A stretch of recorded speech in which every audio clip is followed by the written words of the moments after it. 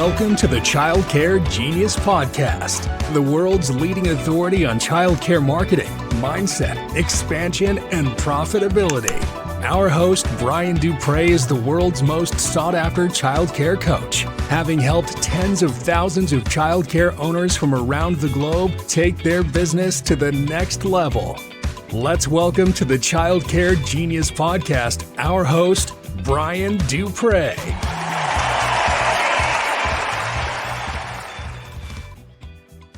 Hello, welcome to the Childcare Genius Marketing Podcast. My name is Brian Duprey. I'm so excited. Happy New Year to everybody. Cannot believe it's 2025 already. So excited. It's going to be a great new year. And we're doing something different this year. The Friday podcast is going to be a marketing podcast. So we're going to talk all about marketing subjects each and every Friday. I'm going to bring you a new topic, and I'm going to give you a little bit of advice, something to move your business forward in the area of marketing. As you know, we own a marketing company. Childcare Genius Marketing is a company that I own, my wife Carol owned, and we do marketing, a bunch of different marketing services for childcare companies in the US and Canada. That's the only countries that we deal with. And we're going to talk about some of those products and services, but we're going to give you tips throughout the year that'll help you. So today's topic we're going to talk about is setting marketing goals. Now, it's a brand new year.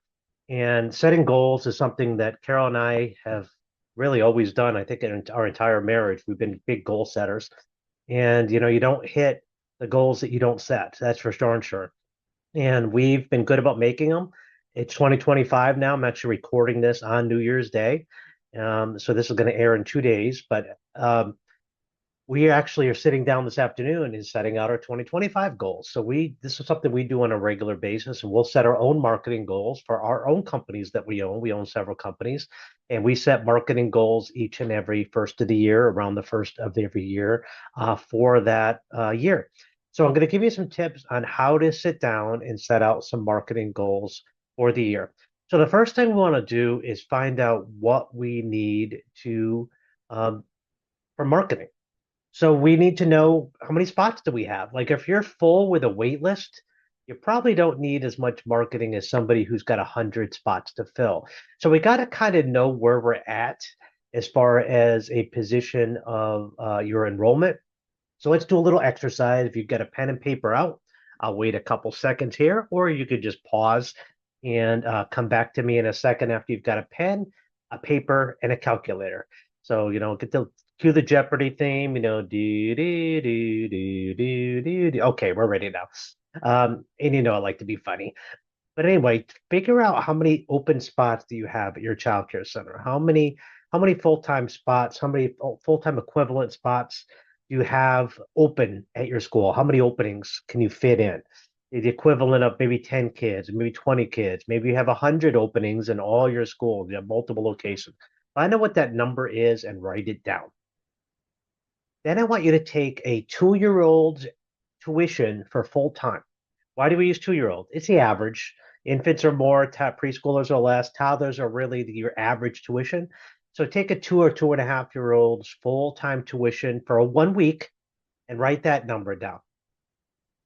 So then I want you to take the total open spots, multiply it times the weekly tuition, then multiply that times 52. We call that your MCP, or money in competitors' pockets. Right now, all those spots are being filled in your competitors.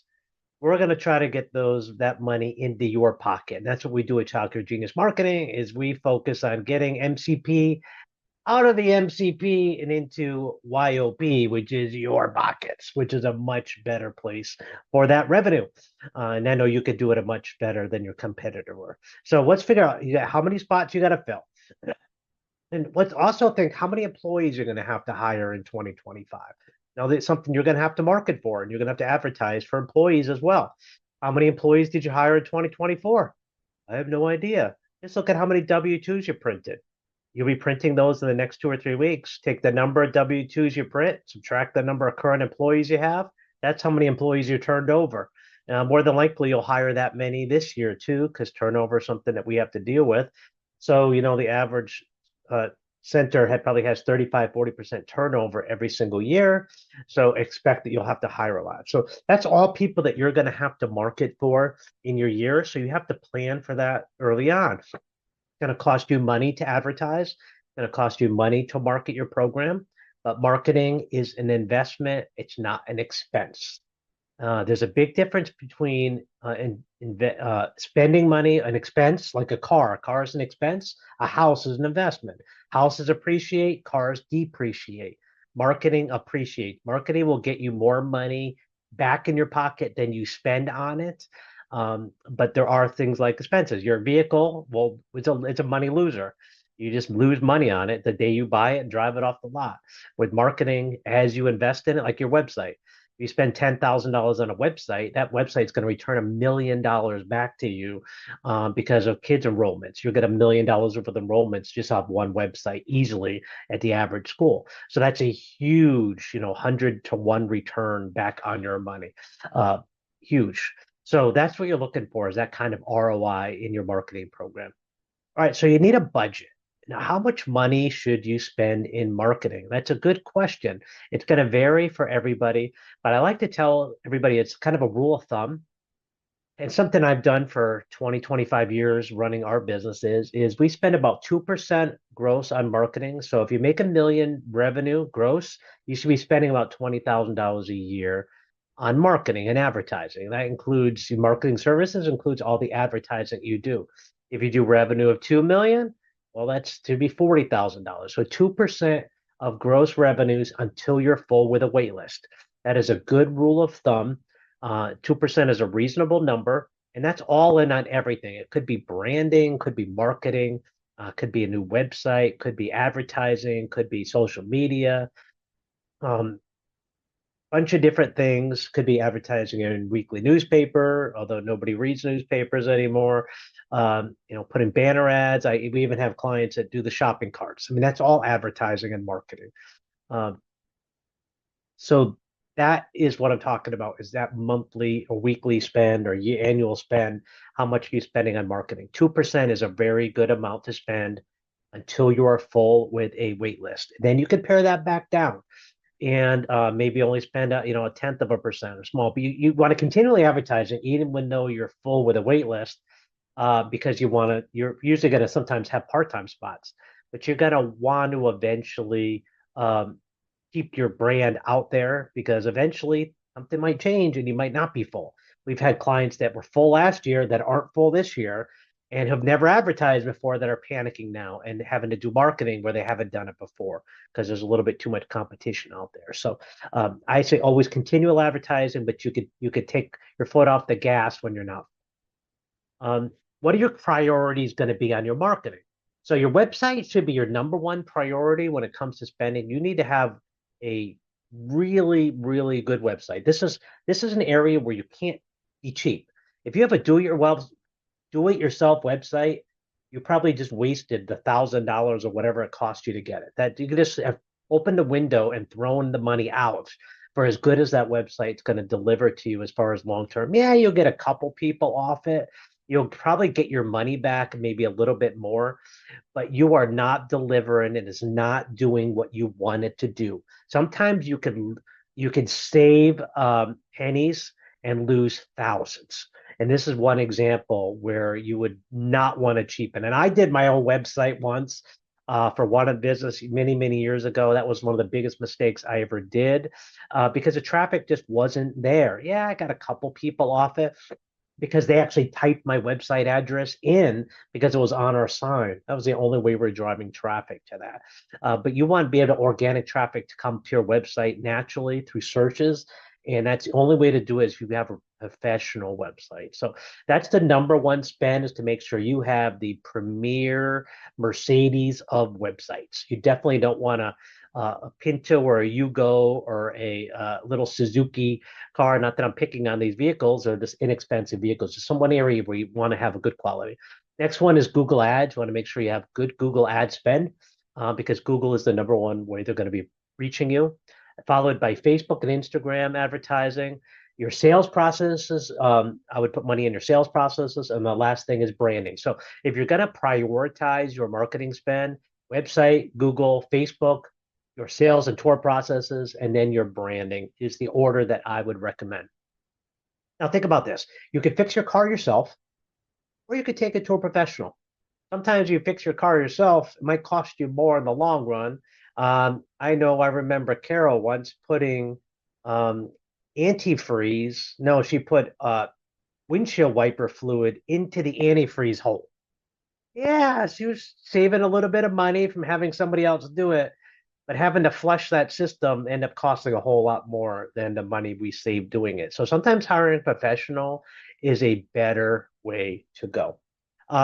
So as far as hiring professional, what about marketing? Hire a professional marketing company like Child Care Genius Marketing, or there's other good ones out there. I'm not just pushing myself, but there are other good ones out there. But hiring professionals who know what they're doing when it comes to advertising, sometimes it will cost you less in the long run and make you more profitability because we can do things cheaper. We can target right audiences for a better price and get you where you need to go. Some other things you want to be looking for. If you're in the US or Canada, you definitely want a North American based company. If you're a US customer, only hire a US marketing company. That only makes sense.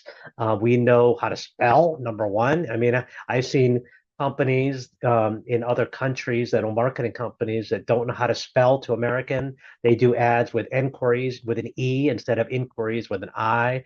I've seen them put the word lift instead of an elevator in an advertisement once. So be careful about not hiring at a US-based company because they know US-based branding.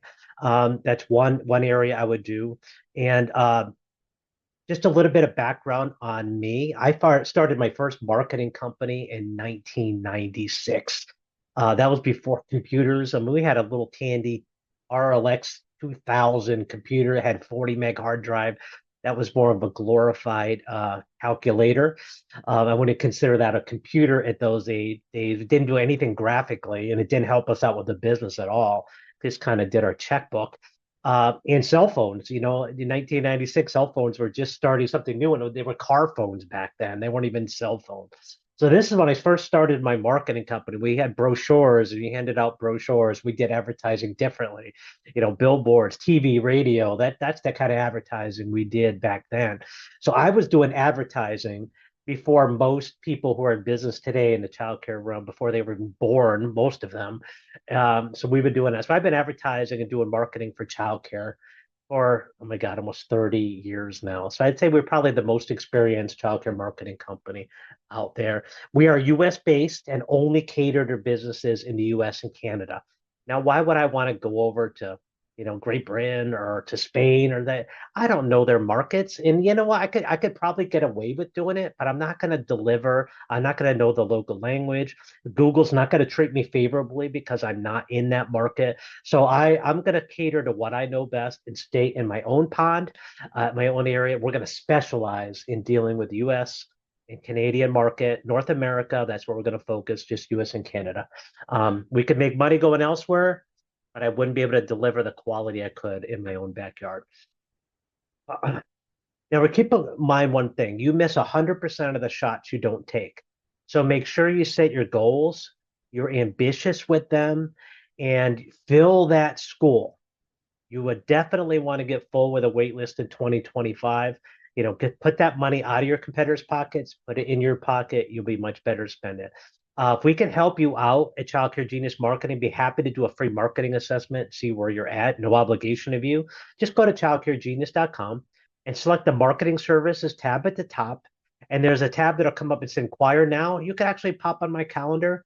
We'll get a call together and talk a little bit about marketing. We'll see what you have with no obligation, and we'll see if we can help you in any way, shape, or form. At the very least, we made a friend. You get to know me a little bit, and we could look at your business and see if we could help you in any way, shape, or form, or at least give you some ideas on what you could do if you wanted to do it yourself. I have no problem with that either. So this is Brian Duprey at Child Care Genius Marketing. We hope you have an amazing rest of your day, and happy New Year from Carol. Thank you for listening to the Child Care Genius Podcast. If you enjoyed the show, please do us a favor and hit the subscribe button so you don't miss a future episode. Don't forget to visit our website at childcaregenius.com to see a list of services we offer to help grow your childcare business. Until next time, thank you for being a part of the Childcare Genius community.